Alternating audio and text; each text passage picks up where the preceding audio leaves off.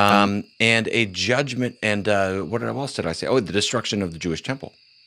And basically, partial preterists think these events are fulfilled during the Roman siege of Jerusalem, culminating in the destruction of the temple in 70 AD. Okay, let's clean this up real quick. Gavin, what points exactly are partial preterists trying to say were fulfilled at AD 70? Specifically, the Great The Tribulation, Great Tribulation, a judgment coming on a Jerusalem, judgment. Yeah, okay. the Antichrist, The and what Antichrist, else did I say? Oh, the destruction of the Jewish temple. destruction of the temple. So the Great Tribulation, a judgment upon Jerusalem. I think we can all agree on that one.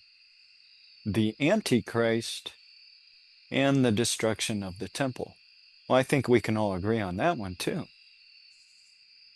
And so what's important to keep in mind is, I'll get into this a little bit later, but in the Olivet Discourse, Jesus is providing his insight into the meaning of Daniel 9, 26 and 27, okay? When he was at the temple giving his public teaching, this is recorded for us in Luke's account.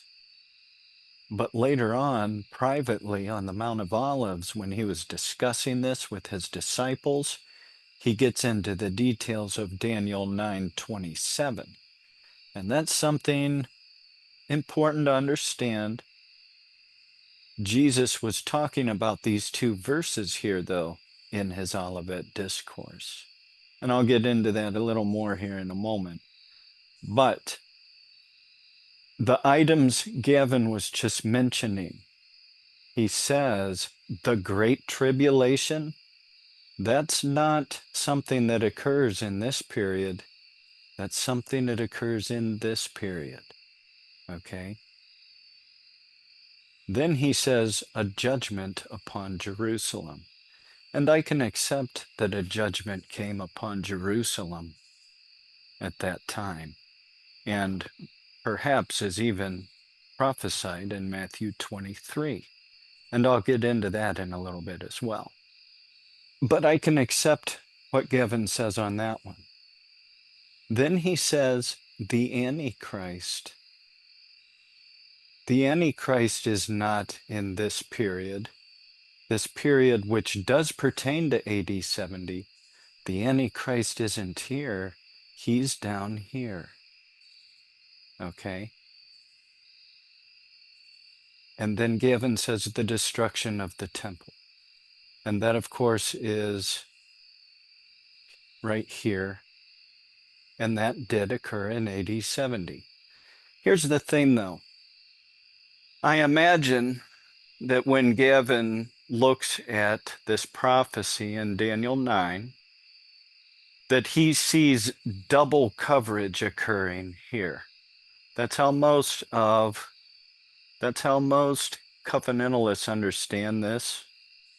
They think the angel Gabriel discusses certain events here and then rehashes them again down here. Let me show you what I mean. For example, the Messiah will be cut off. They think that is repeated down here. In the middle of the week, he will put a stop to sacrifice and grain offering. Because when Messiah died, there was no longer a need for the old covenant system, right? With its sacrifices and so forth.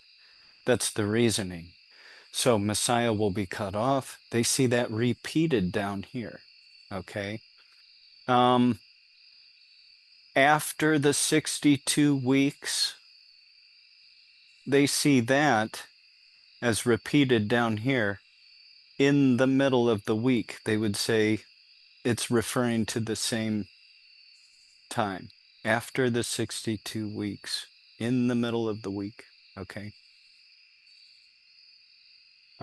They see this here, and its end will come with a flood. Even to the end, there will be war. Desolations are determined.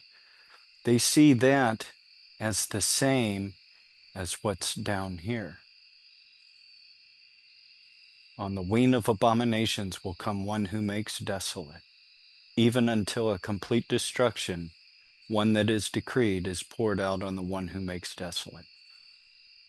So they think there's a recapitulation of the same details here. And I'm sure that's how Gavin reads Daniel 9. And I would disagree. I would disagree.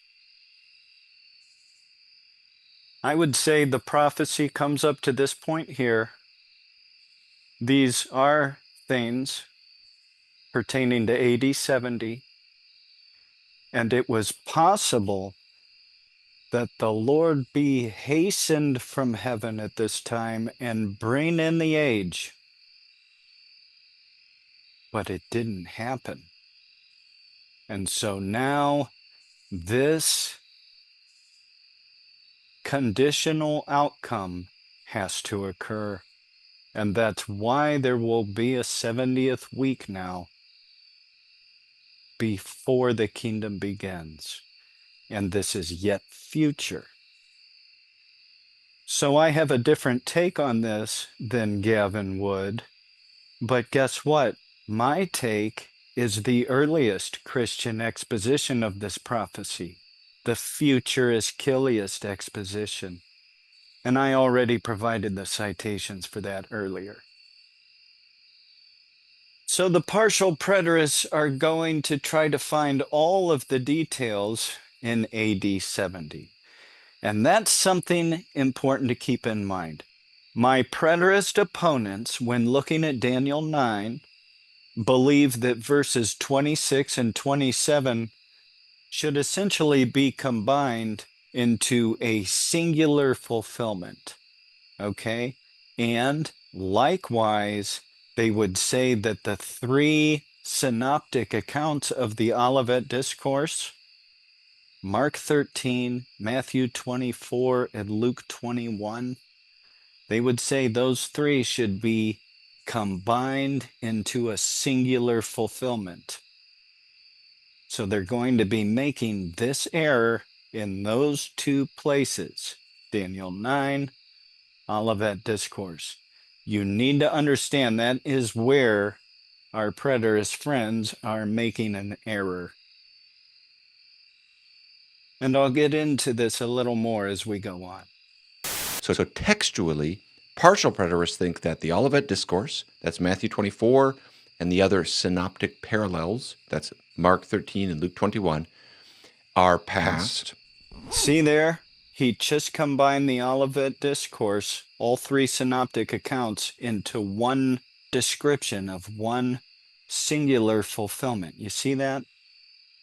If you would ask him, I'm sure he says the same thing about Daniel 9, 26, and 27.